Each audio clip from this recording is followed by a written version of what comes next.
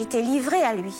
J'étais dans son cabinet, sur son terrain, comme un prédateur avec sa proie. Elles avaient une confiance aveugle en leur médecin. Quand il m'a demandé de me dévêtir, il ne m'a pas proposé d'aller dans un endroit ou un autre. C'était sous ses yeux. Elles ont été abusées. J'étais agressée, abusée et droguée dans cet appartement. Voilà, je suis tombée dans son piège. J'étais gênée, mal à l'aise, honteuse. Mais comment ces hommes ont-ils réussi à les manipuler? Un médecin, c'est l'image idyllique. On est pris dans un tourbillon de « Mon Dieu, mais qu'est-ce qui vient de se passer? Qu'est-ce que je fais? On va pas me croire, c'est un médecin. » On doit sortir de tout ça. Porter plainte, c'est se reconstruire et surtout être reconnu comme victime. Il m'a fallu 10 ans pour faire le deuil de 10 ans de ma vie.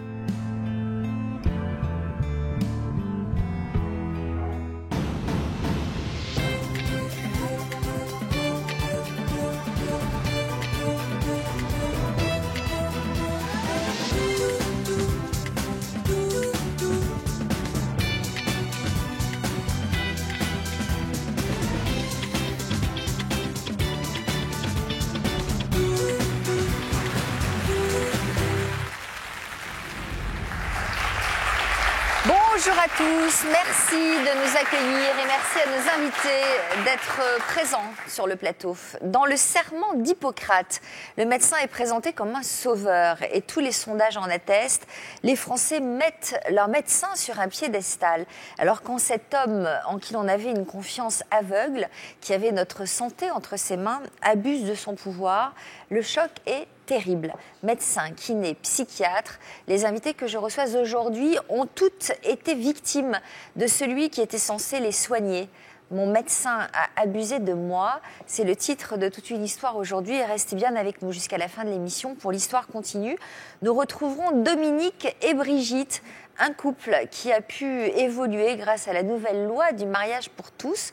Nous découvrirons leur changement de vie depuis leur passage à toute une histoire. Mais d'abord, ouvrons la première partie de notre émission Confiance aveugle et nous allons commencer avec Cécile. Bonjour. Bonjour.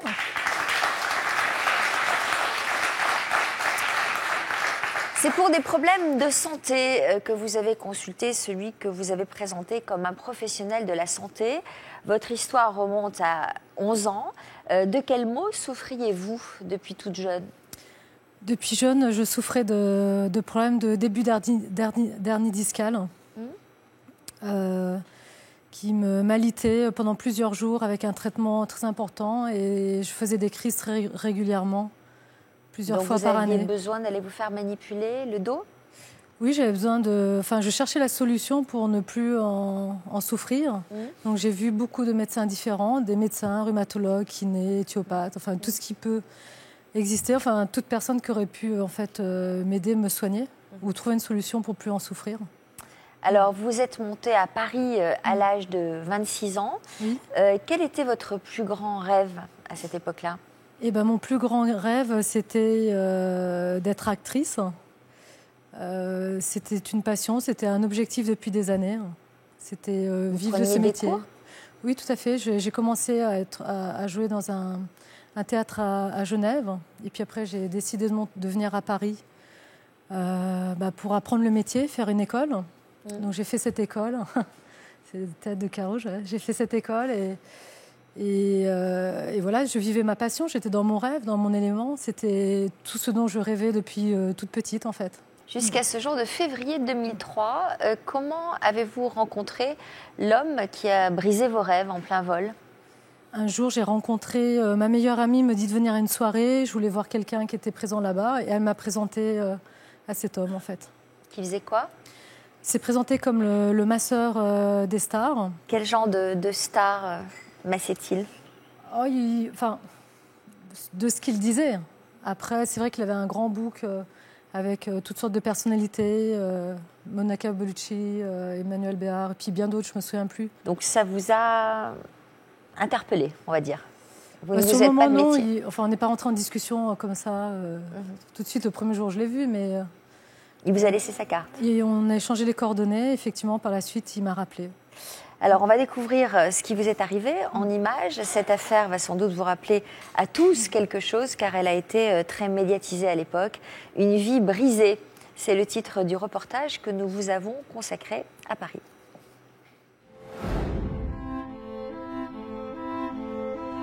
Montreuil, près de Paris. Cet immeuble, Cécile y habitait il y a 10 ans. C'est la première fois qu'elle y revient. Aujourd'hui, de revenir ici, c'est 10 années en arrière, un passage très difficile de ma vie où j'ai vécu l'horreur dans cet endroit, dans cette rue. Dans son appartement, Cécile a été violée, mais elle ne garde que très peu de souvenirs de cette agression. J'ai été agressée, abusée et droguée dans cet appartement par un homme. Voilà, je suis tombée dans son piège. Cécile n'est pas la seule victime de son agresseur. Comme elle, 13 femmes ont été abusées sexuellement dans les mêmes conditions. 3 ans après les faits, l'homme a été condamné. Bonsoir, merci d'être avec nous. Le verdict est donc tombé en fin d'après-midi. Thierry Chiche-Portiche a été condamné à 18 ans de réclusion criminelle pour le viol de 13 jeunes femmes. Celui que l'on surnomme le masseur des stars, droguait ses victimes aux médicaments. Il a toujours nié les faits, mais sa défense n'a pas convaincu les jurés.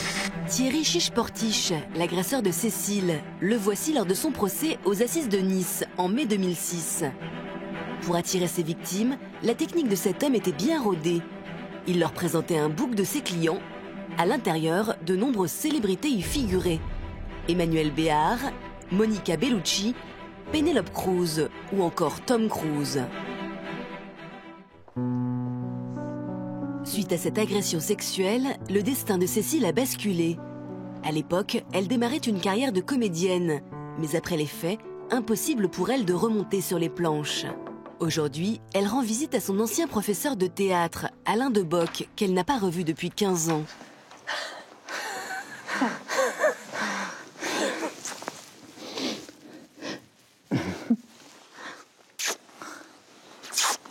Ça va? Oui, et toi? Ça fait bizarre. Ça fait bizarre. Ça fait 15 ans. 15 ans. C'est un groupe de cette année. Ils sont nouveaux.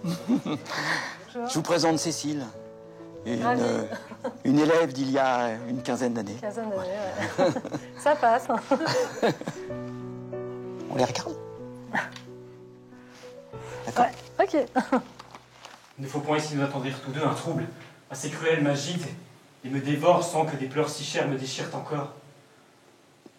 Rappelez bien plutôt ce cœur qui tant de fois m'a fait de mon devoir reconnaître la voie. Il en est temps. Ça te rappelle quelque chose? Ouais, bah, c'est sûr. Ouais. Des souvenirs, forcément. Ouais. Les cours, c'était magique, c'était fort. C'était des moments exceptionnels. Ces années-là, elles étaient merveilleuses. Cécile était très déterminée pour être comédienne et avec du talent, une très grande sensibilité, beaucoup au travail, très exigeante vis-à-vis d'elle-même, très exigeante. Ça me touche ce que dit Alain Deboc sur mes qualités. Bien sûr que ça me touche.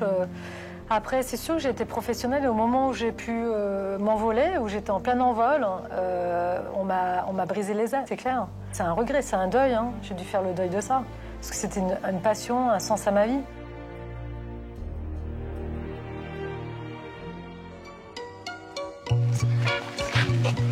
Comment ça va? Salut, ça va?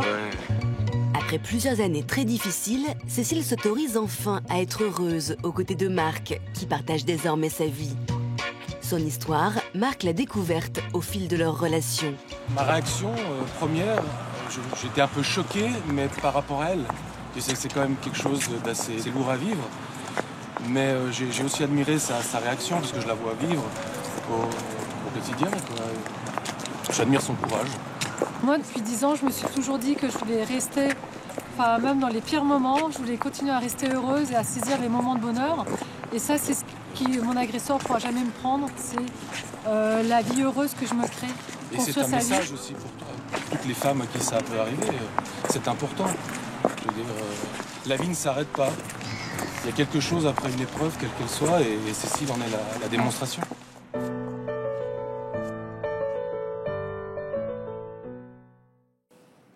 Ça a été pénible, le tournage de ce reportage? Ah non, c'est une belle... j'ai eu une agression il y a 10 ans. C'est sûr que c'était difficile. J'en ai beaucoup souffert. C'était l'horreur. Mais l'émission, c'est des moments, c'est des expériences, c'est positif parce que je m'en suis sortie. Et de revenir sur les lieux où ça s'est passé, ça n'a pas trop été difficile de revivre ça? Sur les lieux aussi, ça rappelle des mauvais souvenirs, puis c'est inconscient. Je n'ai aucun souvenir de ce qui s'est passé, donc mon corps a la mémoire, mon inconscient aussi, donc forcément, c'était des moments horribles, effectivement. Mais... Alors, aucun souvenir de ce qui s'est passé. Alors, entre l'agression sexuelle et le coup de fil de la police, il s'est écoulé 7 mois. 7 mois. Ce qui m'a rappelé, en fait, c'est la police. Ouais. 7 mois plus tard, quand elle m'a appelée, elle m'a dit son nom. La police criminelle, quand elle m'a parlé sur mon portable, effectivement, je me suis rappelée. C'était comme un boomerang, comme si ma mémoire pendant 7 mois était partie. J'avais envoyé un boomerang très fort et il est parti. Il me revient à toute vitesse en plein visage avec 2 flashs, avec des souvenirs. Ils ont dit quoi au téléphone? Ils m'ont posé des questions à savoir si je le connaissais, si j'avais bu quelque chose en sa présence et si j'avais été massée. Et là, les souvenirs sont revenus. Donc vous aviez bu une tisane? Oui, tout à fait. Et j'ai eu 2 flashs qui me sont revenus. Effectivement, en pleine nuit, je me suis réveillée, j'avais très froid. Et puis un second flash où je me suis réveillée, où j'avais très chaud, parce qu'il avait mis le chauffage avant de partir dans une petite pièce, un chauffage à fond. Et ça m'a réveillée parce que j'avais soif et j'étais déshydratée. Mais vous étiez chez vous quand il vous a massé? Oui. Et donc après, vous avez passé la nuit, quoi? Oui. Chez vous? Ça s'est passé vers 17h, 16h. Il faisait jour, c'était au mois de février. Et d'après mes souvenirs, je me suis réveillée vers 11h ou 1h du matin, une fois à 4h. Mais je me suis réveillée le lendemain matin vers 10h, 11h. Enfin, si c'est le lendemain ou peut-être plusieurs jours après, je ne sais pas. Ouais. Et comment la police a pu remonter jusqu'à vous? En fait, il y a eu une personne qui a porté plainte. Et ensuite, ils ont remonté, ils ont perquisitionné l'appartement, ils ont récupéré un fichier d'adresse, ils ont appelé toutes les personnes qui étaient dans ce fichier. D'accord. Et vous avez fait à nouveau appel à lui pendant ces 7 mois? Je ne me souvenais pas, mais oui, on a eu d'autres communications. Il arrivait à venir dans les soirées donc, de ma meilleure amie. Effectivement, il voulait le retourner contre moi, comme quoi c'était moi qui lui avais demandé, mais en fait, c'est lui qui savait où j'étais et il venait dans ces soirées. Donc après, moi, je ne me souviens pas, donc c'est quelqu'un que je vois de temps en temps dans des soirées. Mais vous ne l'avez plus jamais fait venir chez vous pour vous masser? Non, non. Pendant ces 7 mois? Non. Alors, on va saluer Maître Gégeur. Vous êtes avocat pénaliste au barreau de Carpentras. Une première réaction à l'histoire de Cécile? Oui, c'est une histoire qui nous permet de comprendre en fait la problématique que vivent tous nos invités sur ce plateau aujourd'hui. C'est le problème de la soumission à l'autorité légitime. C'est-à-dire que à partir du moment où on reconnaît comme légitime l'autorité de quelqu'un, quelle qu'elle soit, que ce soit un gendarme qui vous arrête au bord de la route, vous vous arrêtez parce qu'il est gendarme. Là, vous allez voir un médecin, un thérapeute, vous allez lui faire évidemment confiance puisque c'est quelqu'un, je ne parle pas d'un masseur, mais un médecin, on lui confie sa vie. C'est-à-dire que c'est lui qui va vous dire vous allez pouvoir continuer à vivre ou il faut faire ça pour continuer à vivre. Donc ça vous donne une idée de l'ampleur de la confiance qu'on lui confère. Et l'histoire de Cécile, elle est emblématique de ça, c'est-à-dire qu'à partir du moment où il y a eu un habillage permettant d'imaginer que cet homme était un vrai professionnel, en plus très prisé des stars, etc., eh bien, la confiance est totalement ouverte vis-à-vis de cette personne. Ce n'est pas forcément une référence. Ce n'est pas une référence, enfin... De nos jours, dans la société dans laquelle on vit, malheureusement, ça l'est. Donc, on se retrouve avec finalement aucune défense parce qu'on a confié son devenir à cette personne. Cécile arrive, elle n'est pas bien, elle est mal, elle a mal au dos en permanence, ça l'handicape pour sa vie professionnelle, elle a besoin de s'en sortir et cette personne lui dit « je vais pouvoir faire en sorte que vous vous en sortiez ». Donc, la difficulté pour toutes ces femmes qui ont subi ce genre de choses, c'est d'accepter l'idée qu'elles ont été grugées. Parce que souvent, quand on parle d'agression sexuelle ou de viol, eh bien, on a tous dans notre imaginaire l'agression violente, la personne qui vous attrape, vous ne pouvez rien faire. On est dans une situation où la force prend le dessus. Là, ce n'est pas du tout la force. Et quelque part, dans toutes les victimes de viol ou d'agression sexuelle, il y a cette culpabilité de se dire « j'aurais pu faire quelque chose ». Imaginez ce que ça peut être pour des gens pour lesquels, finalement, aucune violence n'a été commise. Rien ne s'est passé. Et elles gardent au fond d'elles-mêmes cette idée de se dire « mais comment est-ce que j'ai pu me faire berner à ce point-là » Pour Cécile, c'est un peu particulier parce que le fait d'avoir été droguée, de ne plus avoir aucun souvenir en plus, c'est un double traumatisme. Parce qu'elle n'a même pas la mémoire des sévices subis. Donc elle peut tout imaginer. Et qu'est-ce qui vous empêche de monter sur scène et de continuer de poursuivre votre passion ? On pourrait se dire que quand on incarne des rôles et on incarne d'autres histoires, d'autres personnalités, donc c'est peut-être un moyen d'oublier justement le temps de la représentation. Oui, disons que ça crée des traumatismes. Le traumatisme, ce qu'on appelle le post-traumatisme des problèmes de concentration, de mémoire. Moi, j'étais un petit peu coupée de mon corps ensuite. J'avais la difficulté à supporter le regard des personnes, la difficulté de la proximité. Donc, c'était antinomique avec le métier du comédien où son corps est son instrument. Là, je ne pouvais plus rien en faire du tout. Et c'est vrai que ce que je voulais dire, quand on est drogué, quelque part, on n'a même pas la possibilité de dire non, je ne veux pas. Oui. On ne peut pas se défendre. Donc, c'est un acte vraiment de pure lâcheté de mettre de la drogue, parce qu'on justement, on peut pas. On n'a pas eu la possibilité de pouvoir dire non. Vous nous raconterez tout à l'heure comment vous vous êtes reconstruite. Mais d'abord, on va saluer Clarisse. Bonjour. Alors, pourquoi était-ce important, Clarisse, de participer à notre émission aujourd'hui ? Bien, déjà parce que je pense que tous nous avons des mots, des phrases, des voix à porter. Témoigner pour montrer, prouver que la vie continue. Que même si c'est pas facile, quand on vit ce genre de situation, il faut pas hésiter à porter plainte. Je sais, c'est pas facile. Moi, j'ai mis du temps. Combien de temps ? J'ai mis, si ma mémoire est bonne, j'ai mis 3 ans et demi avant de porter plainte. Et d'aller jusqu'au bout pour pouvoir se reconstruire, pour pouvoir connaître des jours meilleurs. Alors, depuis toute petite, quel problème de santé vous gâchez la vie ? Alors, j'étais atteinte de 2 maux. Déjà, des sauts, des élans d'humeur qui inquiétaient mes parents. Bon. Et ils croyaient que c'était un dérèglement de la thyroïde. Et le deuxième, mais ça, personne ne savait ce que j'avais malgré les nombreuses consultations chez les généralistes et spécialistes. Là, c'est plus un kinésithérapeute qui m'a suivie. Et donc, ma mère et ce kinésithérapeute... Ça se traduisait comment ? Au niveau des douleurs, c'était comme une énorme sciatique du côté gauche. Voilà.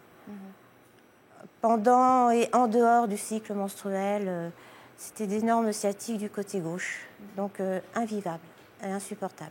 Qui vous a conseillé d'aller voir un spécialiste ? En premier temps, c'est ma mère, puisque donc elle avait un couple d'amis, et puis la femme de ce couple d'amis lui avait parlé elle-même de sauts d'humeur, des élans d'humeur, parce qu'elle était atteinte d'un dérèglement de la thyroïde. Et puis par la suite, à cause de ces douleurs au bas-ventre, mon kinésithérapeute, lui qui croyait plus à un dérèglement hormonal, et ils m'ont conseillé tous deux de consulter un endocrinologue. Voilà.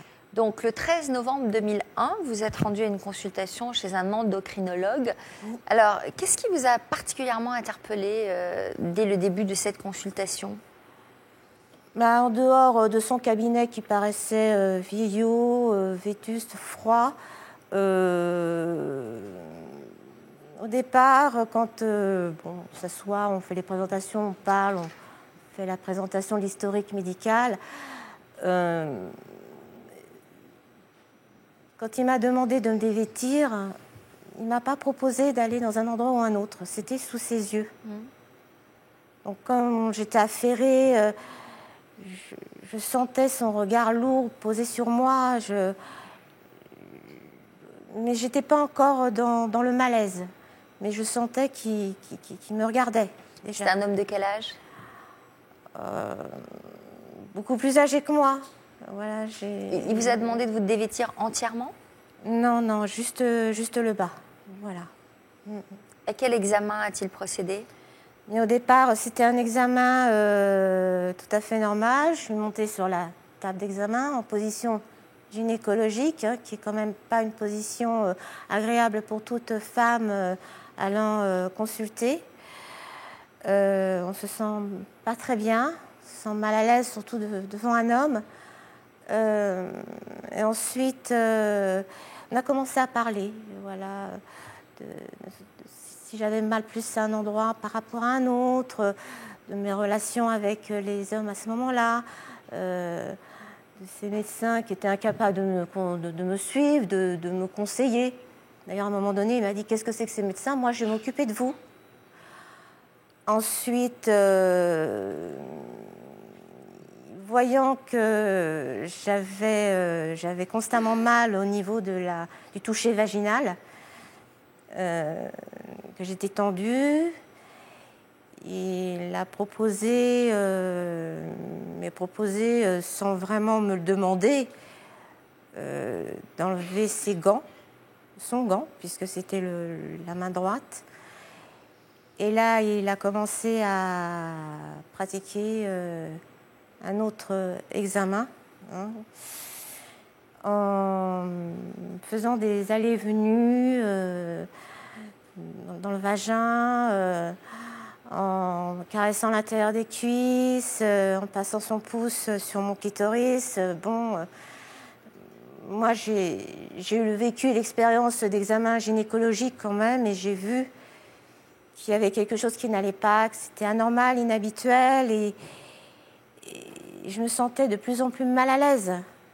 Est-ce que vous avez réagi? De suite, non. Parce que cette personne, c'est la première fois que je la rencontrais. Il vous disait quoi pendant qu'il pratiquait cet examen, comme vous dites? Comme si c'était une séance d'hypnose. Est-ce que, vous savez, avec son air, est-ce que c'est là où vous avez mal? C'était pas une voix que j'entendais d'habitude à l'occasion d'examens. C'est comme s'il voulait m'hypnotiser. Comme si, voilà, il m'attirait vers lui, sur son terrain. Je devais lui appartenir. Donc, ça a duré longtemps? Pour moi, ça a été interminable. Je commençais à avoir mal au dos. Je me suis reculée et il m'a demandé comme ça, comme si de rien n'était pour lui, mais qu'est-ce qui vous arrive? Avec un ton, mais pour lui, ça n'avait pas de surprise. Mais qu'est-ce qui vous arrive? Et vous avez dit quoi? Je lui ai dit, j'ai mal au dos. Donc, ça a été pour moi le prétexte pour me sortir de cette situation. Et vous en êtes sortie? Vous avez pu vous rhabiller? Oui, me redresser, me rhabiller de suite, non, parce qu'il a fait un examen de la thyroïde très rapide, ça a duré 5 secondes. Ensuite, je suis descendue de la table d'examen, je me suis rhabillée. Le temps de continuer un petit peu à parler, de régler la consultation, j'avais qu'une envie, c'était de le fuir, de partir. Dans quel état vous êtes-vous retrouvée justement quand vous êtes sortie de son cabinet? Projetée dans une autre dimension. Comme si j'avais vécu, mais quelque chose qui... Oui. Est-ce que vous avez réalisé que c'était un viol ou pas? Pas du tout. J'arrivais pas à mettre le mot sur son acte, sur ce qu'il avait osé me faire. J'étais comme dégoûtée et en colère surtout. Je me suis dit, mais qu'est-ce que c'est que ce médecin? Qu'est-ce qu'il a osé me faire? Est-ce que vous en avez parlé à quelqu'un? Une fois rentrée chez mes parents, je leur en ai parlé. Ils m'ont vue en colère, ils m'ont demandé ce que j'avais. Et je leur en avais parlé, mais je ne suis pas rentrée dans les détails. Vous leur avez dit quoi? Qu'ils m'avaient examinée d'une façon assez bizarre. Et comment ont-ils réagi, vos parents? Vous savez, comme ils n'étaient pas présents à ce moment-là, je crois qu'ils ont mis ça sur le compte de la consultation. Donc c'est un médecin, qu'on se fie à lui, qu'on se confie, qu'on se donne aussi au niveau médical. surtout au niveau gynécologique, je pense qu'ils ont mis ça sur le compte de l'examen. C'est votre mère qui vous avait poussé à aller consulter. Est-ce qu'elle s'est culpabilisée de l'avoir fait? Dans un premier temps, non. Mais c'est quand on a su ce qu'il avait osé me faire que là, ça a commencé à vraiment se compliquer. Et comment elle l'a su? Eh bien, c'est le 24 janvier 2004, au soir, le téléphone sonne à l'appartement. Et c'est ma mère qui est décrochée. Et donc, quand j'ai entendu le nom du praticien, pour moi qui allait devenir l'individu, j'ai dit non, surtout tu ne me le passes pas. C'est lui qui a appelé? Non, elle a dit non, c'est le lieutenant de police du commissariat de la commune où on habite. Et donc je dis, lieutenant de police, commissariat, c'est un peu confus. Et je le prends. Donc il se présente, aussi je me présente. Il me parle de la situation. Il m'explique tout ce qui se passe. Il me demande si je le connais, si j'ai été en consultation avec lui, donc pour bien s'être sûre. Alors, ce qui se passe, c'est-à-dire qu'il y avait eu d'autres... Il y a des femmes qui ont porté plainte? Oui, il y en a qui étaient beaucoup plus réactifs que moi, apparemment. Donc, en fait, vous avez compris que vos doutes étaient fondés? Bien, quand il m'a dit écoutez, mademoiselle, j'ai une nouvelle à vous annoncer, vous êtes victime de viol. J'étais encore au téléphone, j'ai cru que la terre allait s'ouvrir sous mes pieds, qu'une bombe... là, il y a la bombe qui explosait dans ma famille. C'est vraiment là, à ce moment-là, que vous avez réalisé que vous avez pu mettre ce mot-là sur cet acte-là. Comment votre mère a-t-elle réagi à tout ça? Bien, entre cette date-là et dans la nuit du 25 au 26 janvier 2005, donc... un petit peu plus d'un an après être tombée dans la spirale de la dépression, de je m'en veux, j'ai commis une grosse erreur, c'est moi qui t'ai conseillé. Ça, elle s'est culpabilisée de vous avoir incité à consulter? Complètement. Tôt dans la matinée, parce que, d'après ce que j'ai compris, c'était très tôt dans la matinée du mercredi 26 janvier 2005. Elle est partie, s'est éloignée de nous, sans se retourner, et elle a mis fin à sa vie. Tellement elle n'a pas pu supporter ça. Voilà. Alors, vous nous raconterez comment ce deuxième drame vous a encouragé à porter plainte contre votre agresseur. Marc, Clarisse a du mal à mettre ce terme-là, ce mot-là sur cet acte-là, ce que je disais tout à l'heure. C'est parfois difficile pour un patient de dissocier l'acte purement médical du dérapage? En fait, le problème de ces atteintes-là, c'est qu'elles heurtent tout notre entendement. Le premier, c'est l'autorité légitime qu'on confère au médecin, qui a priori fait qu'on n'a pas de soupçon à avoir et on est plutôt en pleine confiance. Ça, c'est la première difficulté. La deuxième, c'est que dans l'entendement commun, le viol, c'est synonyme de violence. C'est la même racine. Donc, pour les gens, un viol, c'est quelque chose de violent. Or, sans être psychologue, là, on se rend compte que, pour Clarisse, personne d'autre qu'elle-même n'a volontairement placé son corps en position gynécologique, etc. Et ça, c'est quelque chose qui, pour elle, est le plus dur à vivre. Parce qu'on n'arrive pas à comprendre que le viol, c'est un acte de pénétration sexuelle par contrainte, menace, violence ou surprise. La contrainte, on la comprend, la menace aussi, la violence, on la comprend, mais ce qu'on comprend rarement, c'est la surprise. En fait, votre consentement a été surpris. C'est-à-dire que vous étiez dans un cas de figure qui ne laissait pas augurer quelque atteinte que ce soit, et l'homme qui était en face de vous a profité de ce décorum, a profité de son statut de médecin pour arriver à ses fins. Mais en faisant ça, il a surpris votre consentement comme si vous avez traîné par les cheveux dans un coin. C'est exactement le même principe. Et pour arriver à comprendre ça, Mais il faut faire un sérieux travail pour comprendre que finalement, on n'est absolument pas responsable de ce qui nous est arrivé. Au contraire, on a été violé comme n'importe quelle personne aurait pu l'être avec violence. C'est rigoureusement le même procédé. Estelle, bonjour. Alors vous, c'est de votre médecin généraliste que vous êtes venu nous parler aujourd'hui. Comment avez-vous fait sa connaissance? Suite à un emménagement, il me fallait un médecin parce que je suis fibromyalgique et j'avais subi une chirurgie juste un peu avant, moins de 3 semaines avant, et en fait j'avais beaucoup trop de douleurs.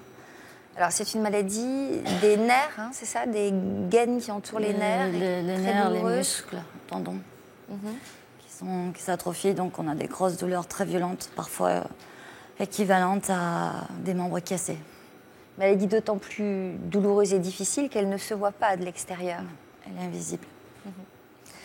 Donc vous êtes allé voir ce médecin pour qu'il vous propose, j'imagine, un calmant? Mais en fait, il était venu au départ à mon domicile parce que j'étais trop fatiguée, trop épuisée. Donc il était venu à mon domicile pour essayer de voir s'il n'y avait pas quelque chose de grave du fait que j'avais été opérée. Et puis pour essayer de diminuer un peu les douleurs après tes traitements ou autre, quoi. De quelle manière se sont déroulées les premières consultations? Normal. Il n'y a pas eu de souci, médecin normal, professionnel, de patient à médecin. Il est venu plusieurs fois? 2 fois au départ à mon domicile. Et puis, à quel moment son attitude a-t-elle commencé à changer à votre égard? Après des vacances au mois d'août, quand j'avais dû revenir au cabinet pour les vaccins de mes filles. Et en fait, il a parlé des vacances et tout. On m'a dit si c'était bien passé, donc je dis oui. Au moment de faire les vaccins de mes filles, il a enlevé son alliance. Et il m'a regardé, il m'a fait « je suis plus mariée ». Et là, ouais, c'est bien. Je vois pas trop le truc. Bizarre, sans plus. Et les consultations suivantes? Ça a été, plus ou moins, des petites phrases, des petits trucs comme ça. Et puis, jusqu'au moment où j'ai subi des violences, ce qui m'a fallu un certificat médical. Et j'ai dû passer par son cabinet.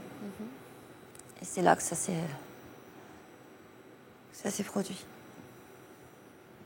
Manifestement, c'est un souvenir encore très douloureux pour vous.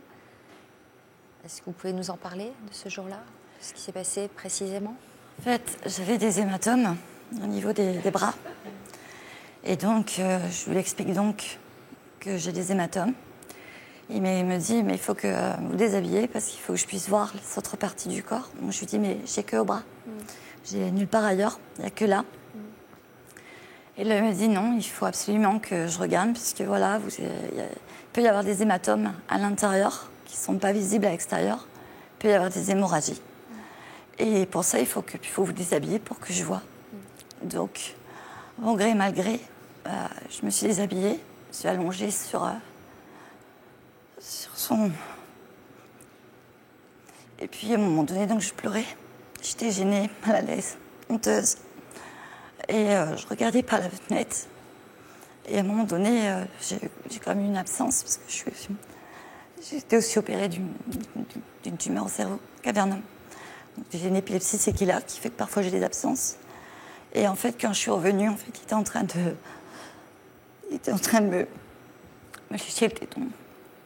Et là, je me suis fait, mais ça va pas la tête. Je lui ai dit, mais t'es marche. Et là, il s'est ressaisi. Et je lui ai dit, mais aide-moi, parce que je pouvais pas me relever moi-même de par mon opération. Je pouvais pas me relever de moi-même de son siège. Il a été obligé de m'aider, j'ai dû demander de m'aider. Il a enjoint ses mains comme ça. Je vous en supplie, portez pas plainte. J'ai une femme. Ne gâchez pas ma vie, je vous en supplie. Et il m'a fait mon certificat. Je suis partie. Le temps que je me rhabille, il m'a attendu. Je suis partie. Et vous n'avez pas porté plainte? J'allais droit au commissariat. Et le peu de distance qu'il y a entre le cabinet et le commissariat, il y a une multitude de... Tout tourbillonne. On est pris dans un tourbillon de... Mon Dieu, mais qu'est-ce qui vient de se passer?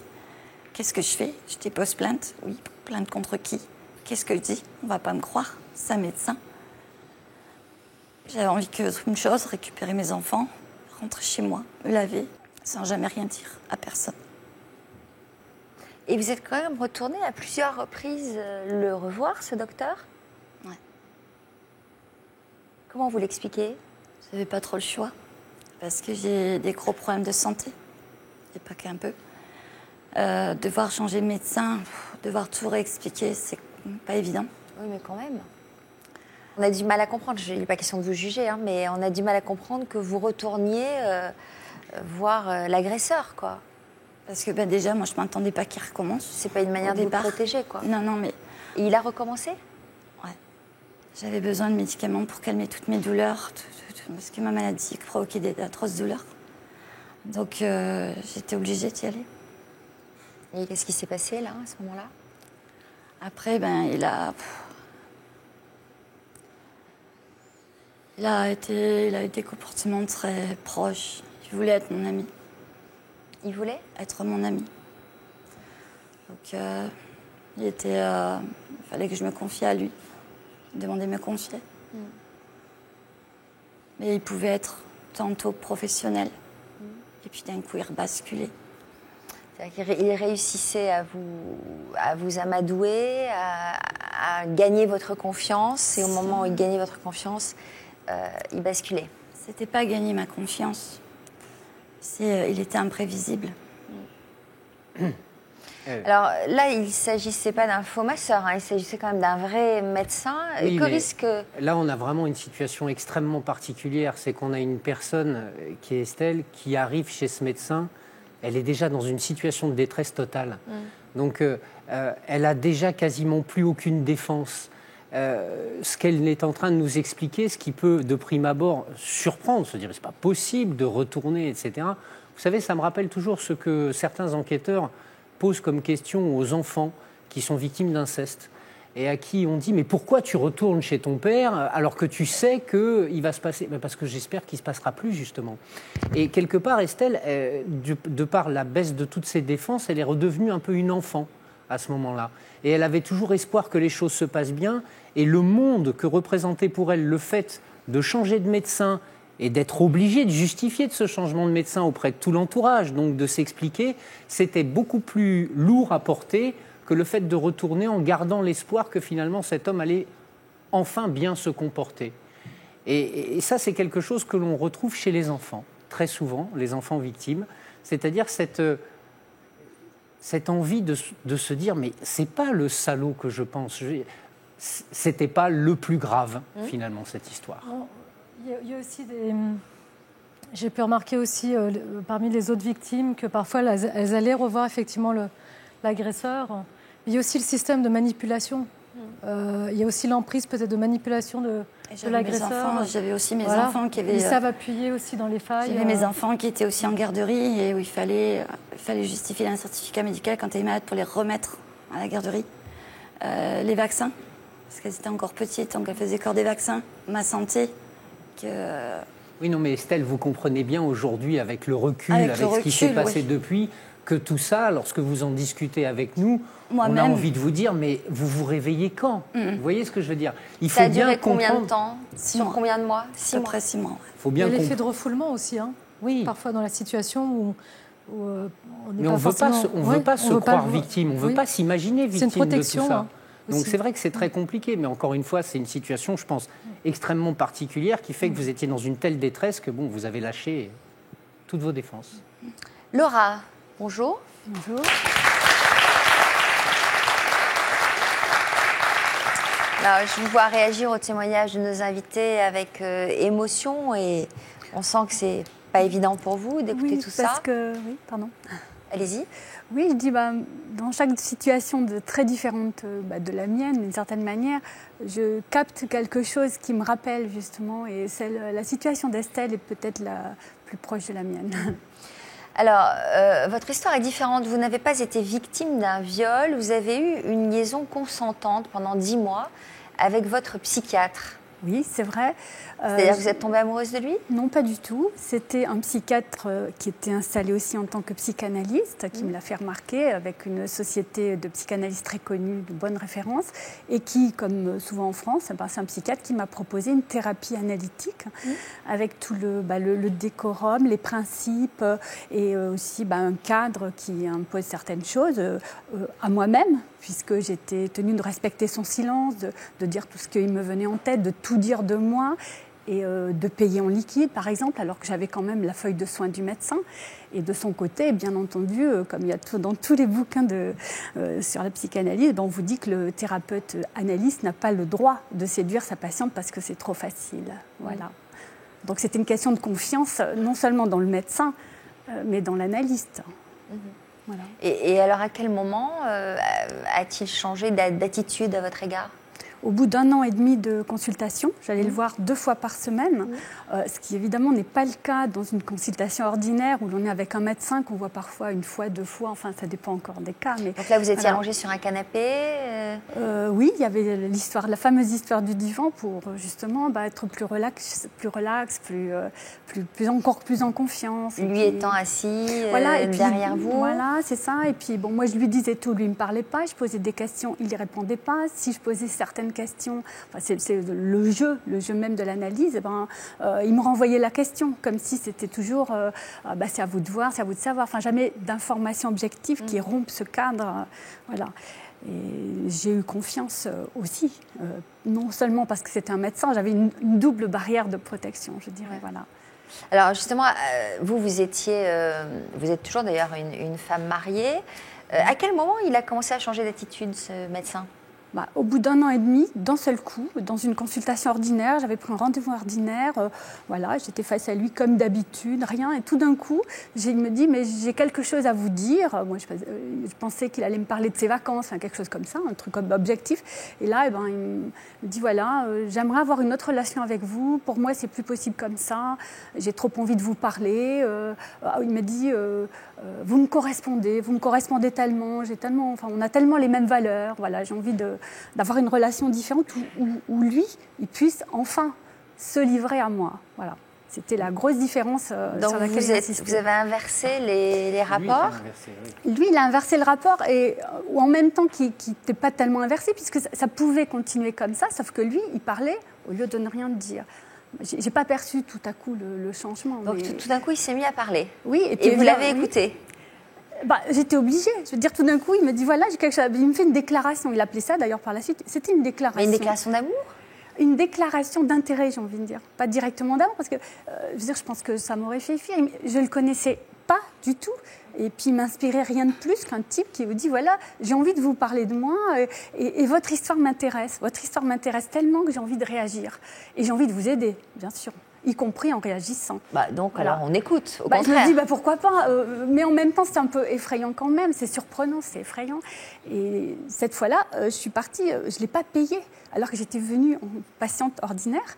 Il m'a dit, mais de toute façon, non, mais ne me payez pas, c'est moi qui ai parlé. J'aurais pas dû, c'était à vous de parler. Et il vous a parlé de vous ou de lui? Il m'a parlé de lui, que de lui. Moi, ça faisait 1 an et demi que je lui parlais de moi pendant... il savait tout, je ne vois pas trop le genre de questions qu'il aurait pu me poser. Comment vous avez réagi? Vous vous êtes dit, pour une fois, c'est normal qu'il me parle de lui? Non, je me suis dit, mais c'est totalement anormal. Mais est-ce que ça vous a intéressé d'abord qu'il vous parle de lui? Non, ça m'a choquée. J'avais envie que ça continue comme ça. J'avais besoin, je commençais à aller mieux, je sortais d'une très grave dépression. Et pour moi, je me dis, mais ça ne peut plus continuer, il y a quelque chose qui va changer. Et qu'est-ce que je fais? Alors, donc, qu'est-ce que vous avez décidé? Donc, vous êtes sortie en vous disant, il y a quelque chose d'anormal. Est-ce que j'y retourne ou pas? Exactement. Je suis restée sur cette question. Et vous y êtes retournée? J'y suis retournée, mais 3 semaines après, au milieu, je me suis ouvert le pied. Voilà, 2-3 jours après, j'ai eu un accident avec une assiette qui m'est tombée sur le pied. Je me suis ouvert le pied, je ne peux plus marcher. Et j'étais très contente parce que ça s'appelle un acte manqué. C'est ça. Je ne sais pas, mais en tout cas, ça m'a permis de prendre le temps de me poser, de réfléchir et de voir qu'est-ce que j'allais faire. J'en savais rien. Parce que j'avais aussi une histoire pas une histoire, mais un autre psychiatre que j'avais vu auparavant m'avait fait une proposition également. Je ne sais pas pourquoi. C'est peut-être. Je pense que je révèle des choses très personnelles de moi dans mon histoire quand je vais voir un psy. Donc ça lui donne peut-être des idées, j'en sais rien. Toujours est-il que là, j'étais partie en courant et j'en parlais à ce dernier psychiatre. Et donc voilà 2 psychiatres que j'aurais dû être obligée de quitter, en avoir un 3e qui aurait dit mais elle est complètement tarée celle-là. D'abord, et ensuite j'aurais passé du temps à essayer d'expliquer, et ensuite de raconter à nouveau toute mon histoire qui remonte à l'enfance. J'avais une 50aine d'années à l'époque. Et je me suis dit, mais j'aurais jamais la force. Et je retombais en dépression. Voilà, c'est pour ce temps-là que ça me fait penser à du coup, vous vous êtes dit, bon, bah, j'y retourne. Ça m'évitera de re-raconter mon histoire. J'y retourne pour voir aussi. C'est-à-dire pour voir ou surtout pour entendre. En étant consciente du risque. Ah, mais j'ai retourné en me disant, bon, je ne vais plus le voir comme... De toute façon, il m'avait mis... Enfin, j'appelle ça une sorte de chantage. Le marché... De toute façon, maintenant, je ne peux plus vous voir comme psychanalyste ou comme analyste puisque j'ai perdu ma neutralité professionnelle. Donc, ou on ne se voit plus du tout, ou bien on se revoit autrement. Et là, je parle. Mais c'est quoi autrement? C'est simplement je parle, mais rien d'autre. J'y suis revenue en consultation, j'ai repris rendez-vous à la même heure, le même jour. Il avait gardé là, il m'a dit d'accord, je vous reçois. Là, je remets sur le tapis ce qui m'avait quand même un petit peu choquée. On me dit mais est-ce que j'ai bien compris? Je ne peux plus vous voir. Ah ben non, et d'ailleurs aujourd'hui, pour moi, d'ailleurs je vais vous parler de moi, pour vous donner confiance. Je vais vous dire pourquoi, je vous ai dit ça, tout ça, si vous acceptez. Et moi, je me suis dit, au fond, encore une fois, ça va me permettre de continuer une relation dont j'ai besoin. Parce que sinon, je craque, j'irai jamais revoir quelqu'un d'autre. Voilà, aussi. Bon, alors, est-ce que ça a évolué différemment? Alors, ça a évolué différemment. Une fois qu'il a eu fini de vous raconter sa vie? Oui, comme il me connaissait parfaitement, qu'il savait tout de moi, que je lui avais bien dit, par exemple, à quel point j'avais horreur des menteurs. Il m'a dit, mais moi, de son bureau, de ma place d'analyste où la vérité, le langage vérité importe, moi, je suis quelqu'un en qui vous pouvez avoir confiance. Jamais je ne vous mentirai. Ensuite, je suis quand même votre thérapeute, même si c'est passé. Je ne veux pas vous faire du mal. Je ne vous veux que du bien. Jamais je ne vous attaquerai là, vous m'avez dit que ça faisait du mal. Voilà. Et moi, évidemment, c'est là où je suis tombée dans le panneau à me dire, après tout, pourquoi cet homme serait-il épouvantable au point de me faire ça? C'est monstrueux de faire ça. Et l'idée, en plus, la manipulation, c'est aussi, mais si vous n'arrivez pas à avoir confiance en moi, qui suis la personne exemplaire de confiance, alors vous avez raté toute votre analyse, puisque dans toute votre vie, vous n'arriverez plus jamais à construire une relation. Comment avez-vous pris conscience que cette liaison n'était pas peut-être aussi sincère que vous l'imaginiez? Eh bien, c'est ce que vous nous expliquerez dans notre deuxième partie. Ce sera juste après ces messages de la rédaction. Comme nos invités, vous pouvez nous raconter votre histoire. Vous étiez en froid avec votre frère ou votre sœur et c'est une épreuve qui vous a rapprochés. Au sein de votre fratrie, vous ne vous êtes jamais entendus, mais un événement tragique a changé vos relations. À la mort de vos parents, vous vous êtes réconciliés avec votre frère ou votre sœur. Dans le passé, vous n'avez jamais été proches, mais quand votre frère ou votre sœur est tombé malade, vous êtes devenus inséparables. Vous traversez actuellement une épreuve et vous ressentez le besoin de vous rapprocher de votre frère ou de votre sœur. Vous souhaitez lui passer un message dans l'émission. Pour nous raconter votre histoire, contactez notre équipe au 0820 16 30 15 ou connectez-vous sur le site de France 2, rubrique Toute une histoire. En 2012, Géraldine nous avait présenté ses 2 mamans, Dominique et Brigitte. Alors, c'est vous qui l'avez porté? Oui. C'est Maman et Mamour. Ah bon, Maman et Mamour. Dans l'histoire continue, nous les retrouverons toutes les 3. Et c'est une grande nouvelle qu'elles viendront nous annoncer. Pour nous, c'est une journée magique et inoubliable. Franchement, de les voir aussi heureuses ce jour-là, c'était hyper important pour moi. C'était quand même le symbole de la réunification des 2 familles. Comme nos invités, vous pouvez nous raconter votre histoire. Votre enfant est victime de harcèlement scolaire et vous vous sentez démuni face à son mal-être. Vous avez dû déscolariser votre enfant car il était le souffre-douleur de sa classe ou vous hésitez à le faire. Alors qu'il était le bouc émissaire, votre enfant a mis fin à ses jours ou a fait une tentative de suicide. Aujourd'hui, vous luttez contre le harcèlement scolaire.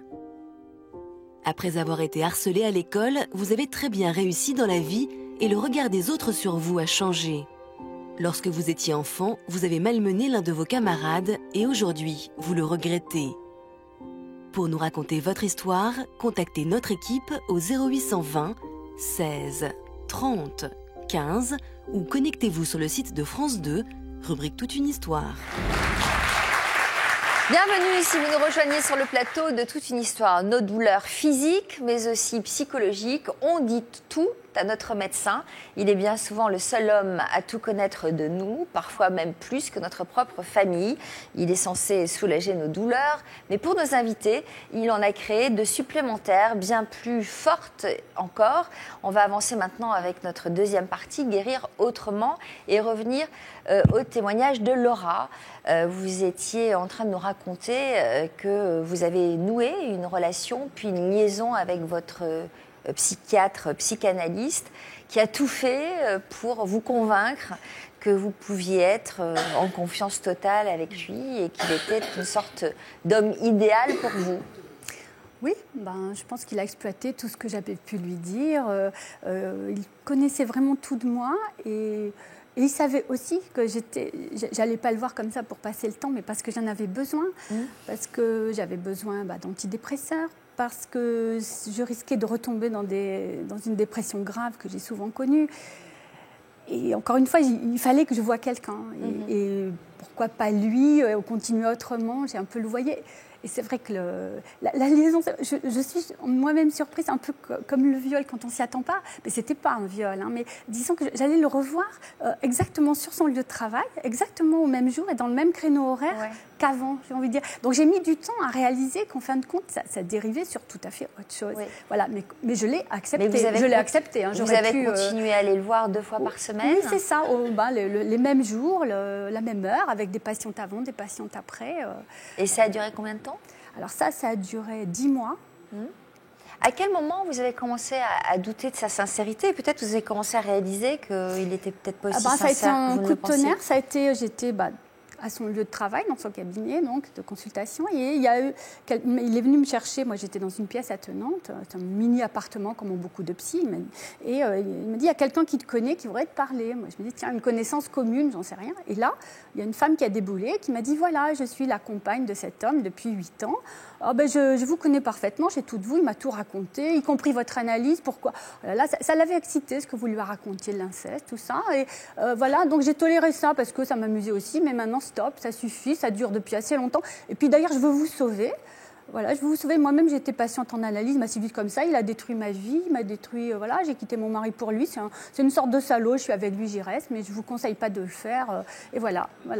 Donc du jour au lendemain, évidemment, le rêve de l'homme idéal s'est écroulé. Et donc, je souligne aussi à ce moment-là, vous l'avez dit, j'avais un mari, je l'ai toujours, et c'est quelqu'un de super.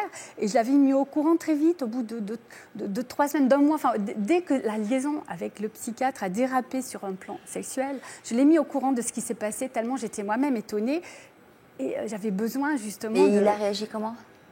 En me disant qu'effectivement, j'avais affaire à un salaud qui me manipulait et que je devais le quitter immédiatement et que c'était plus du tout un médecin et que c'était plus du tout un bon psy pour moi. Et moi, je lui disais, oui, mais d'abord, tu le connais pas. Ensuite, je t'assure que c'est quelqu'un de bien. Et puis, si je vais plus le voir, lui, qui je vais aller voir, ça va recommencer. Et vous allez laisser donc continuer à aller le voir pendant des mois et des mois? Il n'a pas accepté. Il a essayé de me raisonner, il a rencontré cet homme, et il y a eu un échange de lettres, c'est-à-dire il a essayé de voir qui c'était et de me sortir de là, un peu comme un proche peut essayer de sortir de l'emprise, quelqu'un qui voit qui est... Mais alors, vous avez fini par aller porter plainte ? Oui, donc mon mari a porté plainte, voyant dans l'état où j'étais ce qui s'était passé. Puis il avait été quand même pris à partie dans cette histoire. Il a été condamné, il exerce toujours? Non, j'ai échoué dans ma plainte, ma plainte devant le Conseil de l'Ordre, qui a considéré que c'était une consultation médicale ordinaire, alors que j'avais affaire, moi, à un thérapeute analyste qui a d'autres obligations théoriques. Et j'ai aussi porté plainte devant la société de psychanalyse à laquelle il appartenait. Je n'ai pas porté plainte, je les ai alertés. Et il exerce toujours? Il exerce toujours, oui. Oui, en fait, comment vous pouvez expliquer l'échec de sa plainte? L'échec de sa plainte, c'est tout simplement parce qu'on a considéré que son consentement était plein et entier et que, de surcroît, à mon avis, on a dû aussi considérer qu'on était hors du cadre professionnel puisque c'était une relation qui était engagée de manière consentie. Et c'est là, à mon avis, la raison pour laquelle votre plainte a pu échouer. Je parle d'une plainte sur le plan des ordres professionnels, pas sur le plan pénal. Oui, parce qu'il n'y a pas eu de plainte sur le plan pénal.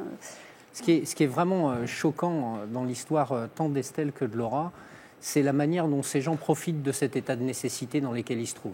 Il y a vraiment une volonté de manipulation au travers de l'avantage que vous confère le statut qui est le vôtre.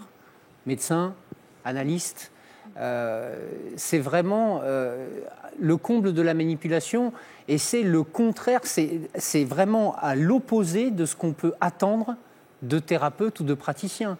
C'est-à-dire qu'à minima, ce qu'on attend d'eux, c'est qu'ils soient objectifs et que surtout, ils s'interdisent d'utiliser quelque élément que ce soit qu'ils ont pu glaner sur la vie personnelle des gens pour arriver à leur fin, parce que sinon, on ne s'en sort plus. Vous me posiez tout à l'heure la question, vous savez, j'ai souvent en face de moi des victimes de viol ou d'agression sexuelle. Je sais qu'à des moments, en fonction de l'attitude qui va être la mienne, je fais attention à l'attitude qui est la mienne. C'est vraiment fondamental, parce qu'il ne faut pas qu'il y ait le moindre doute dans l'esprit de la personne qui est en face de moi sur le caractère totalement asexué du comportement qui est le mien. Sinon, au lieu de les aider, je vais les plonger dans un marasme total, quoi, je veux dire. Et si on n'a pas cette conscience morale-là, il faut arrêter d'être praticien, thérapeute, il ne faut surtout pas faire ça.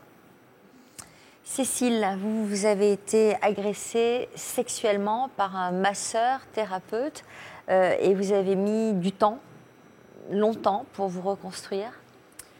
Oui, une dizaine d'années. Les faits ont eu lieu en 2003. Il m'a fallu 10 ans pour faire le deuil de 10 ans de ma vie.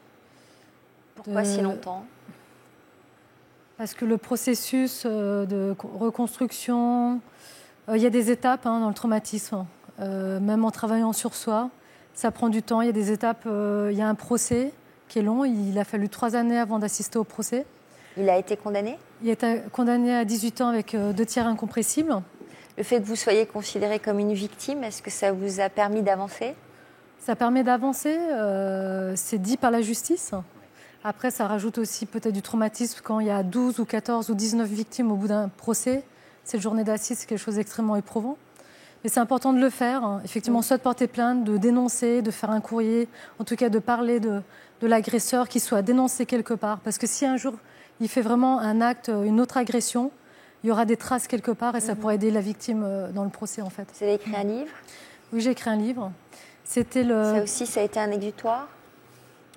C'était un objectif, en fait, dans ma vie. C'est vrai, quand je suis sortie du procès, je n'avais plus rien. Et le fait, je me suis dit, il faut que j'écrive un livre parce que parler, c'est peut-être empêcher le pire pour d'autres. Et quelque part, c'est devenu un objectif et ça m'a aidé à m'en sortir. Donc j'ai écrit après le procès, puis je l'ai mis de côté, j'ai continué ma vie, qui était avec beaucoup de solitude, d'ennui. Et après, j'ai repris l'écriture, j'ai eu l'opportunité de l'éditer 10 ans plus tard. Qu'est-ce que ce drame a déclenché en vous? De toutes sortes d'étapes, toutes sortes de choses. Ça m'a brisé ma vie artistique, mon rêve, tout ce que je rêvais depuis des années. J'ai perdu mes 30-40 ans. C'est des belles années, toutes les années sont belles, mais c'est aussi des belles années de femme. La vie affective, c'est sûr que ça complique les choses. Ma vie peut-être de mère, donc c'est vrai que c'est des actes... Vous n'avez pas d'enfant encore? Non. Vous avez eu du mal à retrouver votre corps? Oui, j'ai mis du temps à accepter aussi, puis à faire le deuil de tout ça, de faire le deuil que j'ai perdu tout ça. Et le livre, effectivement, m'a permis de me dire, une fois qu'il a été terminé, de le ranger quelque part. Tout ça, c'est terminé. Donc maintenant, je ne me considère plus comme victime, mais comme une ex-victime, parce que ça, c'est le passé, c'est une autre personne. Ce livre est une autobiographie ou votre histoire est un peu romancée? Alors, c'est une histoire qui part des faits réels du procès. Et toute la partie dont je ne me souviens pas quand j'ai été droguée, elle est romancée parce que c'est l'imaginaire. Donc ça devient un récit romancé. Est-ce que vous pensez qu'un jour, vous pourrez peut-être assouvir votre passion? Je ne sais pas. Je sais pas qui je vais devenir. Je sais pas j'ai fait le deuil de toute cette partie de ma vie. Je ne sais pas quelle personne je vais devenir. J'aimerais peut-être adapter effectivement le livre en film. J'aimerais aussi peut-être faire des conférences-débats pour prévenir, pour parler, pour communiquer sur ce sujet tabou. Qu'est-ce que vous faites aujourd'hui dans la vie? Je suis dans la relation publique, marketing, communication. Un conseil, Marc, pour lui permettre de reconstruire complètement? Cécile a déjà beaucoup avancé. La première chose qui est la plus marquante chez elle, c'est ce qu'on a vu dans le reportage, c'est qu'elle s'est autorisée à nouveau à être heureuse. Et ça, c'est fondamental. Il y a 2 mots qui ont été prononcés, le fait d'être heureuse, et l'autre qui m'intéresse beaucoup, c'est celui de dire que maintenant on est ex-victime. C'est toujours ce dont on parle quand on a des victimes, c'est d'arriver à couper le lien, mais de manière définitive. Parce que tant qu'on souffre toujours du comportement de celui qui vous a agressé, le lien perdure et demeure. Et tant que ce lien perdure et demeure, on ne peut pas reprendre le cours de sa vie. Donc, j'ai presque rien à vous dire si ce n'est continuer, parce que vous êtes véritablement sur la bonne voie. Vous avez déjà avancé de manière très significative. Est-ce qu'il y a des moyens de gagner du temps, de faire en sorte que ça ne prenne pas 10 ans de se reconstruire? Je crois que s'il y a quelque chose qui est difficilement évaluable, c'est le temps que chacun doit prendre pour arriver à aller mieux. Il y a des personnes chez qui ça prend quelques mois, d'autres ça peut prendre des décennies. Ça dépend véritablement de la sensibilité, de l'importance de l'atteinte, donc c'est très difficile de donner une règle. Il est vrai, par exemple, avec le temps de prison, donc la peine de 18 ans avec de tir incompressible, ça correspond aussi au temps que la victime va mettre pour se reconstruire. Après, c'est vrai que dans toute cette période de solitude, j'avais besoin peut-être de l'amour de quelqu'un. J'ai rêvé pendant ces années de rencontrer quelqu'un. Un jour, j'ai fait un rêve et j'ai rencontré cette personne qui est là d'ailleurs dans un rêve prémonitoire? Oui, j'ai fait un rêve une fois au bout de plusieurs années. J'ai rêvé une nuit alors que j'ai fait beaucoup de cauchemars où j'étais vraiment dans la souffrance, dans la solitude, l'ennui, tout m'ennuyait. Et un jour, j'ai rêvé que quelqu'un s'approchait de moi. J'ai eu cette sensation d'amour, j'ai cette sensation de cet homme qui... C'est cliché, hein, mais c'est le rêve, il est vrai, qui s'approchait de moi et puis on vivait cette histoire d'amour. Et quelques temps après, on s'est rencontrés. Donc, et vous lui avez dit, c'est vous? Et ben, on s'est rencontrés et je ne sais pas ce qu'il en pense, parce qu'il fait partie aussi de ma reconstruction, de ma nouvelle vie. Hein. En tout cas, vous l'avez reconnu quand vous l'avez rencontré. Ouais. Clarisse, comment tentez-vous de vous reconstruire, vous? Il y a déjà en parlant. Parce que c'est important de se vider. Alors, je reviens quand même à votre histoire. Vous nous disiez tout à l'heure que votre mère s'est culpabilisée de vous avoir conseillé de consulter ce médecin au point de plonger dans une profonde dépression et d'en finir avec la vie un an après. Hein. C'est ce que vous nous disiez tout à l'heure. Donc j'imagine que ça a dû ajouter à votre traumatisme, évidemment. Ah, complètement, oui. Oui. Et ça vous a poussé peut-être à porter plainte? C'est quelques mois après, quand il y a eu la confrontation générale, quand j'ai vu toutes les victimes qu'il y avait, y compris des mineurs, que là, on m'a demandé à la fin qui a envie de porter plainte. Ben, moi, je me suis levée et puis j'ai dit moi. Je porte plainte. Voilà. À partir de ce moment-là, je rentre dans ce qu'on appelle la machine judiciaire, qui est une grosse machine. Et il a été condamné? Il a été condamné, oui. À quoi? À 8 ans de prison, à une interdiction d'exercer et normalement à une obligation de soins et à un versement d'indemnité. Alors, vous souhaitiez témoigner, car vous nous avez dit que participer à cette émission faisait partie de ce travail de reconstruction. Oui, parce qu'on en parle, on porte, comme j'ai dit, on porte les mots, les phrases, on sort du silence. On essaye de montrer que cet acte ne doit pas forcément nous détruire, même si ça nous détruit. Mais on ne doit pas avoir cette honte. On doit sortir de tout ça. Porter plainte, c'est se reconstruire et surtout être reconnu comme victime, avoir la reconnaissance de victime. Voilà, ça c'est la grande théorie de Marc Gégère, bien sûr. Estelle, vous avez été violée pendant 6 mois par votre médecin généraliste. Quel a été le déclic qui vous a fait réagir et qui vous a permis de sortir de ce cercle infernal? Mes enfants. Il était venu à mon domicile et j'ai eu l'impression qu'il avait un regard qu'il a porté sur mes enfants qui était bizarre. Et là, vos enfants avec quel âge? C'était des bébés, elles avaient à peine 1 an, un petit peu plus d'1 an. Un regard un peu pervers? Ouais, que moi je l'ai pris pour pervers. J'ai la sensation, je sais pas, j'ai eu une drôle de sensation et là j'ai dit non, il faut que ça s'arrête. Et comment ça s'est arrêté? J'ai arrêté de prendre mes médicaments, je les ai réduits au maximum pour durer le plus longtemps possible mes médicaments. pour avoir le moins possible à y retourner. Pour ne pas y retourner. Ouais. Et puis au mois de juin 2009, vous avez appris que votre médecin avait été arrêté suite à une plainte d'une patiente.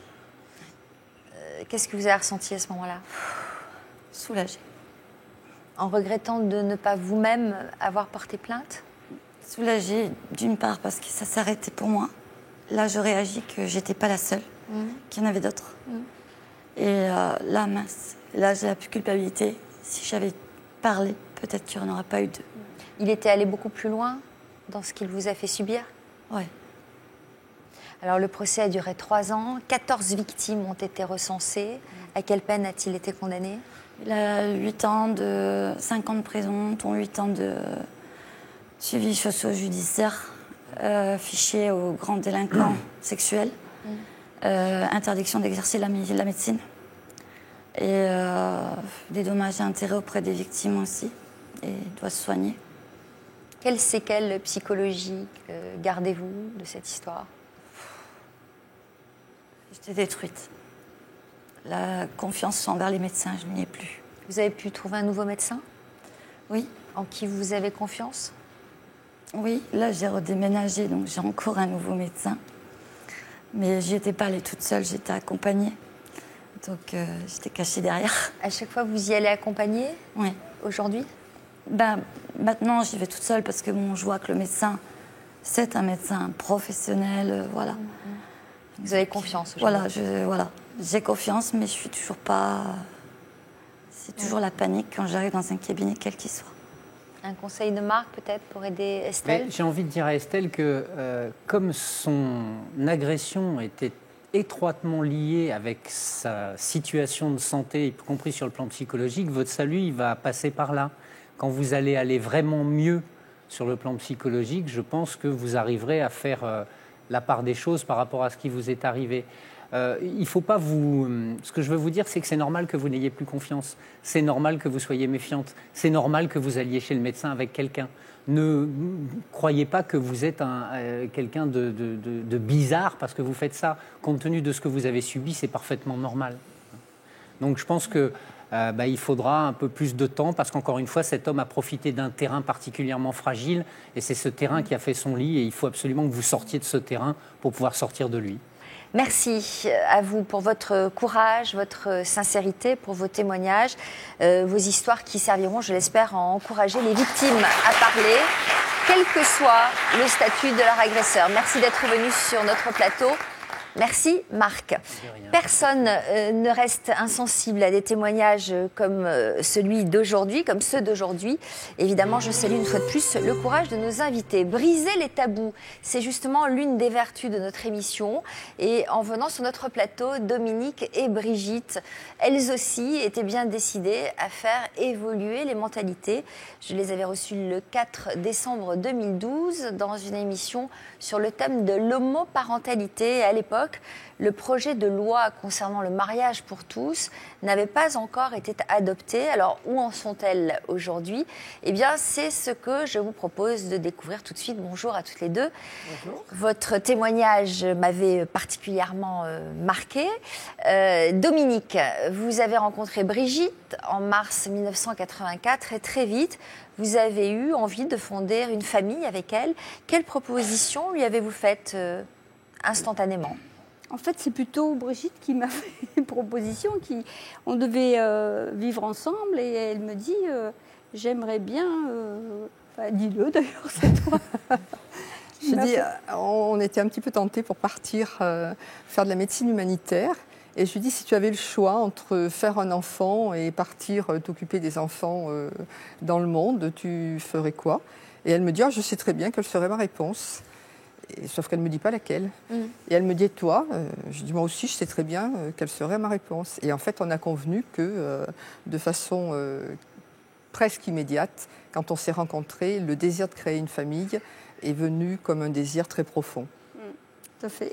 En revanche, après c'est toi qui as pris le relais en me disant mais je n'imagine qu'une possibilité. Voilà, j'avais un ami, j'allais dire de longue date, oui, avec qui j'avais fait mes études et que je me suis retrouvée, comme collègue, disons, et je voyais qu'on était très, très, très proches. Et... Vous aviez déjà eu une relation avec lui?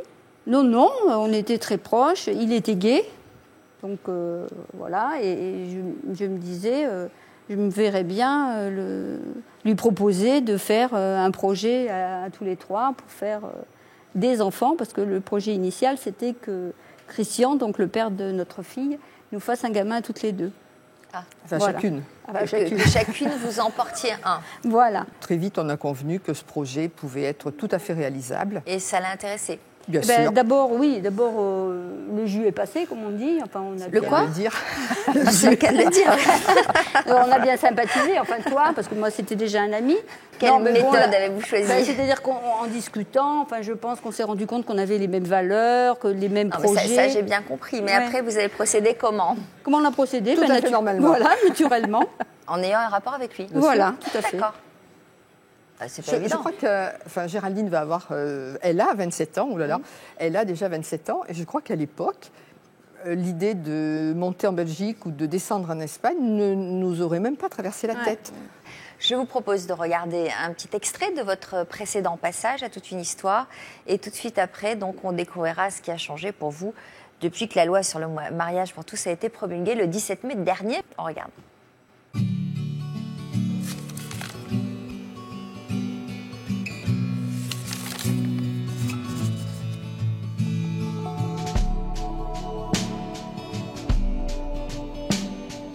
Le fait d'avoir été élevée par deux mamans, c'était pas une différence.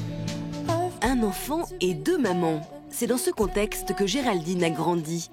La jeune femme de 26 ans a été élevée par Dominique, sa mère biologique, et par Brigitte, à ses yeux sa deuxième maman. Je dis souvent ma mère pour parler des deux, en fait. Et il n'y en a pas une qui est plus votre mère que l'autre? Non. Non, enfin, c'est biologiquement parlant, oui, mais après, c'est deux personnes. C'est comme quand on demande, tu préfères ton papa ou ta maman, c'est différent. Sur notre plateau, Dominique et Brigitte avaient évoqué la place occupée par chacune d'elles au sein de leur famille. Alors, c'est vous qui l'avez porté? Oui. C'est maman et mamour. Ah bon, maman et mamour. Et j'ai trouvé que c'était vraiment très sympa, cette contraction tout à fait habile de maman et de amour. Et mamour, je suis très fière de mon nom.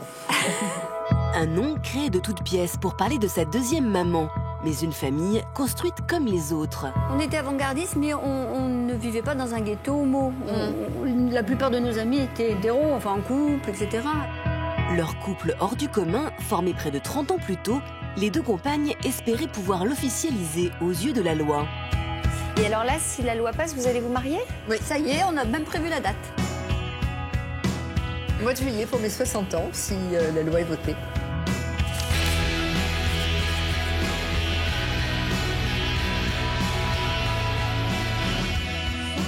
Un an après l'émission, nous retrouvons Brigitte. La loi sur le mariage pour tous a été votée et avec Dominique, elles ont donc pu réaliser leur projet. L'histoire a continué. Le 6 juillet 2013, nous nous sommes mariés. Je crois que c'est difficile pour ceux qui vivent dans la norme de se rendre compte que jusqu'à présent, je n'ai jamais eu l'impression de pouvoir être une citoyenne comme toutes les autres. C'était tout simplement l'aboutissement de 28 ans d'amour et de 28 ans de désir de se marier.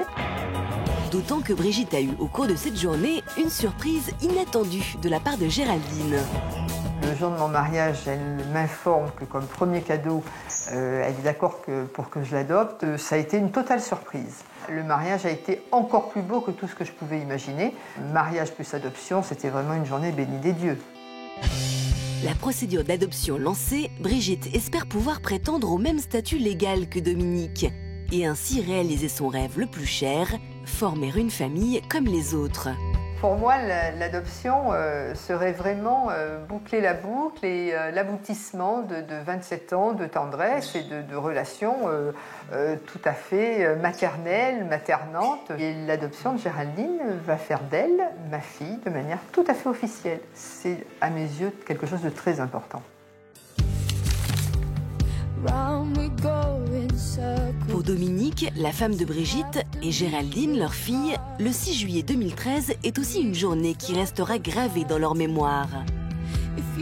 Le mariage, pour elle, c'était vraiment la reconnaissance de toute une vie, de la concrétisation de leur amour. Ce mariage a été un grand moment, puisque nous étions toutes les trois, ma compagne et ma future femme, ou ma femme plutôt, et ma fille, et surtout tous nos amis qui ont répondu présent. Ça a été une journée merveilleuse. Pour nous, c'est une journée magique et inoubliable, qui a duré presque 2 jours même. Franchement, de les voir aussi heureuses ce jour-là, c'était hyper important pour moi. C'était quand même le symbole de la réunification des 2 familles. Et lorsque Géraldine a fait la surprise de demander à Brigitte d'être adoptée, c'est toute une vie de famille qui a été chamboulée. Au vin d'honneur, les 3 témoins ont fait un petit speech, un petit discours. Et Géraldine, qui passait en 3e position, a offert donc les papiers officiels de demande d'adoption. J'acceptais de me faire adopter par Brigitte, ce qui a été une très grande surprise pour elle parce qu'elle s'y attendait pas. Et vraiment, elle est tombée en pleurs, elle m'a pris dans les bras, elle était très émue. Pour les 3 femmes, cette future adoption représente le lien tant espéré qui unira officiellement leur famille.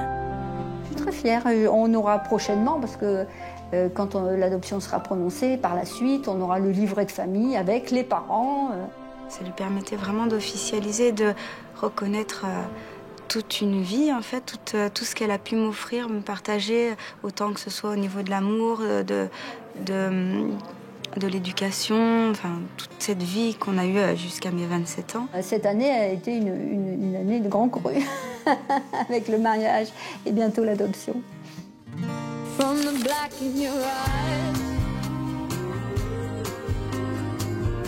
Aujourd'hui, c'est un jour très particulier pour Brigitte et Dominique. Elles ont rendez-vous au tribunal pour assister à l'audience d'adoption de Géraldine. Un moment que les 2 mamans ont longtemps attendu. Bonjour maître. Bonjour mesdames. Bonjour. Bonjour. Eh bien nous y voilà. Nous y voilà. Il y a un petit peu plus de 27 ans, j'accompagnais Domi à la maternité et aujourd'hui, c'est elle qui m'accompagne au tribunal. Enfin, l'adoption. Est-ce que vous pensez qu'il puisse y avoir un problème quelconque? Je ne pense pas qu'il y ait d'obstacle à cette adoption dans la mesure où, effectivement, la loi permet l'adoption à tous les couples mariés. Dans quelques minutes, Brigitte devrait devenir officiellement la mère de Géraldine. Requête présentée donc par Brigitte Sellier. Donc vous êtes née le 6 juillet 53 à Clermont-Ferrand. Oui. Donc vous n'avez pas d'enfant. Jusqu'à maintenant? Non, jusqu'à maintenant. Et vous êtes l'épouse de Madame Dominique Mignot. Et donc vous demandez à adopter Géraldine Foucault, née le 14 septembre 1986 à Paris 14e. Mesdames, est-ce que vous voulez ajouter quelque chose, préciser? Je ne sais pas si c'est le lieu, mais j'aimerais juste exprimer toute mon émotion et ma satisfaction. C'est pour moi, peut-être que pour vous, c'est un moment comme beaucoup d'autres, mais pas pour moi. Désormais, donc Géraldine Foucault est votre fille adoptive et donc portera le nom de Foucault-Sellier.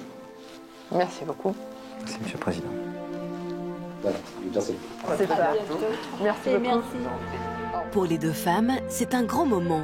Après 28 ans de vie commune, leur famille devient officielle aux yeux de tous. Et ben voilà. Et ben c'est fait. Bon, bah dis donc, t'étais émue, hein? Ouais. Je pensais, en fait, t'as vu, ça a été très rapide. Mais d'abord, ça m'a fauché quand il a dit sans enfant. Oui, jusqu'à dans quelques secondes, je suis sans enfant. Et dans quelques secondes, j'aurai une fille. Et je m'attendais à une démarche administrative. Et en fait, j'ai été fauchée par une grande vague d'émotions.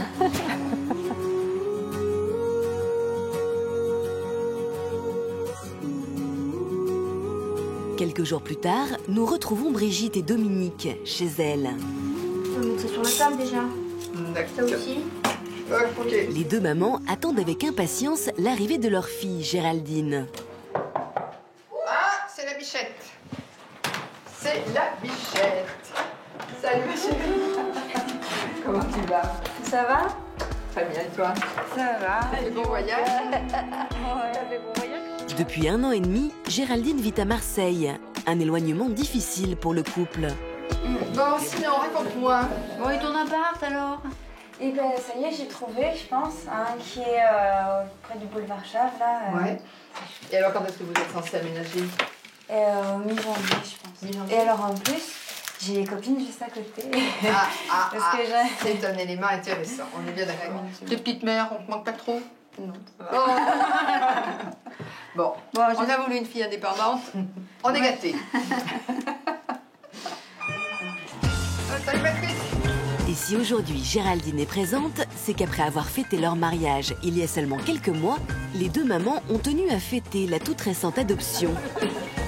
Amis et famille ont fait le déplacement, et notamment la mère de Brigitte. Quand elles me l'ont dit, mais j'ai dit, mais c'est pas vrai. De toute façon, tu sais qu'il y a très longtemps que tu es ma petite fille.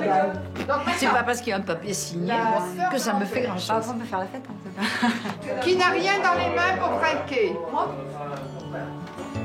C'est ma fille dans mon cœur, dans ma tête, dans mes valeurs que j'ai transmises, etc.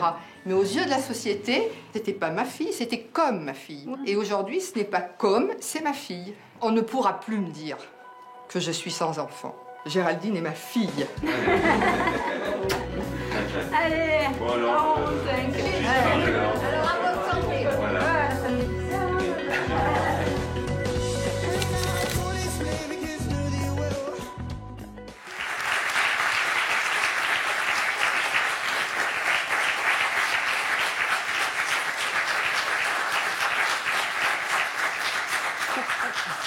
Vous faites un triomphe auprès de votre public. Hein.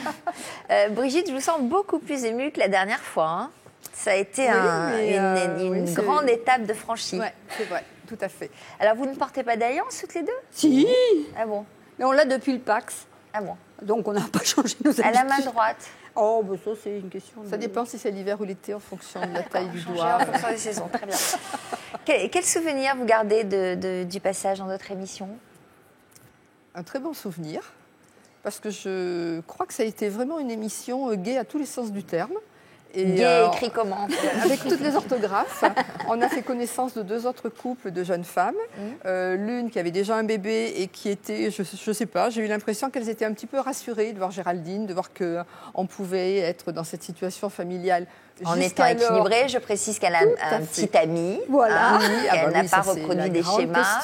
C'était la grande question.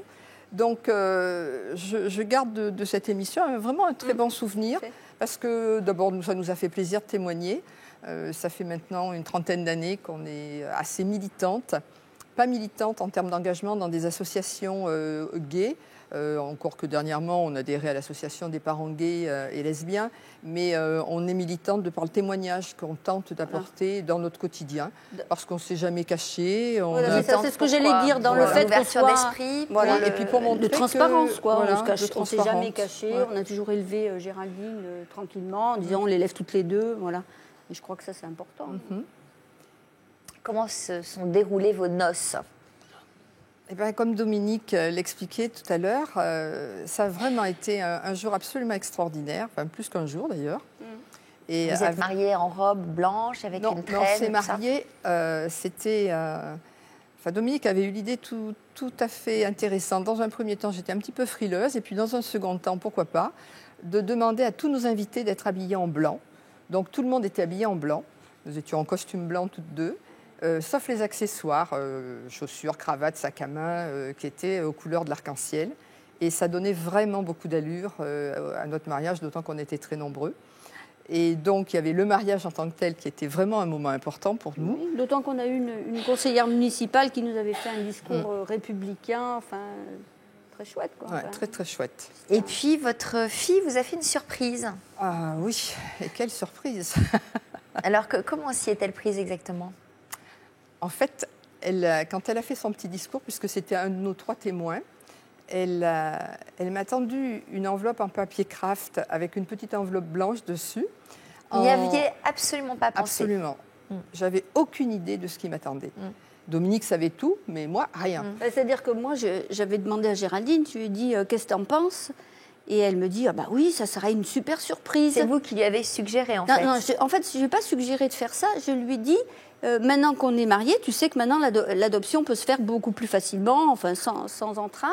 Qu'est-ce que tu en penses? Elle dit ah ouais, ça serait une super idée de faire ça. Eh ben, je lui dis je t'envoie les papiers parce qu'il fallait des documents à remplir. Je t'envoie les papiers par internet, tu les lis, faut que tu les remplisses et puis voilà. Et c'est elle qui a fait la surprise, en fait, qui a organisé, parce qu'après, je ne savais pas ce qui allait se passer, comment elle allait le présenter. L'idée de l'adoption, effectivement, Dominique l'avait suggéré à Géraldine, mais que ça me soit dit le jour du mariage, ça, c'était pas du tout prévu. Et donc, elle me dit, lis, et en me tendant un micro. Donc, j'ouvre la petite enveloppe blanche et je vois une carte avec des petits pieds, des petits chaussons. Et je me dis, bon, elle est en train de nous dire qu'elle est enceinte. Et je suis à 1000 lieues de ce qui va arriver. Mais par contre, je ne comprends pas pourquoi elle nous dit ça ce jour-là, à ce moment-là. Géraldine est une jeune fille sympathique et épanouie, mais elle n'est pas du tout dans le prendre le pas, dans la provoque. Donc, je ne comprends pas. Et elle me dit, lis. Et elle insiste avec le micro. Alors, je commence à lire. Recette pour faire une famille officielle. Et comme je suis toujours dans mon idée, je me dis, en plus, elle nous dit qu'elle se marie. Mais qu'est-ce qu'elle nous dit ça aujourd'hui ? Et donc, vous savez, les petites choses où 3 pincées de tendresse, beaucoup de patience, etc. Donc, je lis toute ma recette. Et c'est quand j'arrive en bas de la carte que là, il y a quelque chose qui se glisse dans un coin de neurone, parce que je lis « Laisser mitonner pendant 27 ans ». Et en même temps que je commence à comprendre ce qui m'arrive, Géraldine me prend le micro et me dit, voilà, Mamour, je tenais à te dire devant tous nos amis que j'accepte l'adoption. Ah, c'était extraordinaire. C'était extraordinaire. Et voilà. Alors, Brigitte était en pleurs et toute l'audience s'essuyait les yeux aussi parce que tout le monde était ému. Ouais, c'était vraiment très bien. Voilà. Bon, et alors, à quoi aspirez-vous désormais toutes les trois ? Vous aspirez à devenir grand-mère ? Par exemple, ça pourrait être une bonne idée, effectivement. Voilà. Maintenant, Géraldine fera ses choix comme elle l'entend. Mais j'espère qu'elle sera heureuse et que nous, on continuera à l'être. Et quels sont vos projets, vous ? Nos projets, en termes de militantisme, j'ai presque envie de dire que l'émission, pour nous, c'est vraiment boucler la boucle. Et je crois que maintenant que la loi est passée, maintenant que les lesbiennes et les gays peuvent vivre normalement, ils ont la possibilité de le faire officiellement. Et s'il y en a qui se mettent en travers de leur route, ils peuvent être attaqués pour homophobie, discrimination, etc. La loi est là pour nous protéger. Ouais. Moi, maintenant, j'ai envie d'être... Comme tout le monde. D'être heureuse encore 30 ans, puisque ça va bientôt faire 30 ans qu'on est ensemble. Et je pense que dans 30 ans, il y aura déjà pas mal de temps de passer. Et je ne sais pas, peut-être rien de plus qu'évoluer comme une famille normale. Voilà. Eh bien, on vous le souhaite de savourer votre bonheur au quotidien comme vous semblez déjà le faire joliment. Je vais vous demander de signer le grand livre de l'histoire continue. Voilà, et puis vous embrasserez pour nous Géraldine. Sans problème. Merci d'être revenu nous voir. Merci à tous pour votre confiance et votre fidélité. À bientôt pour d'autres témoignages. Tout de suite, le sommaire de notre prochaine émission. Bon après-midi sur France 2.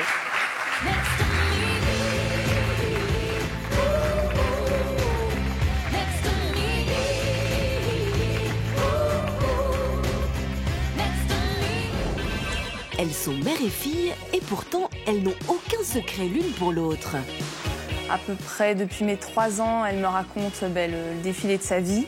On a une complicité de meilleure amie. On veut tout de suite toujours tout dire. Les histoires de cœur de leur mère, elles en connaissent tous les détails. Un producteur américain qui l'avait emmené dans un hélicoptère survoler un volcan d'Hawaï. Elle me racontait toutes ces histoires. Il lui arrivait toujours plein de choses. Ma mère, un soir, m'appelle en pleurant, en me disant il m'a trompée. Elles sont confidentes, mais aussi conseillères. On fait des petites séances psy, assez souvent.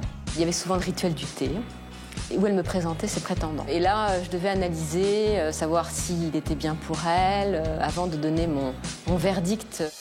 Je préfère les conseils de ma fille, qui, je trouve, ont toujours été très réalistes et très bons. Voilà. Mais c'est-à-dire de rester avec un homme où après, au bout de quelques temps, je commence à m'embêter. Un peu, ça va, mais pas trop. Alors qu'avec ma fille, je trouve la vie passionnante à chaque instant. Hein.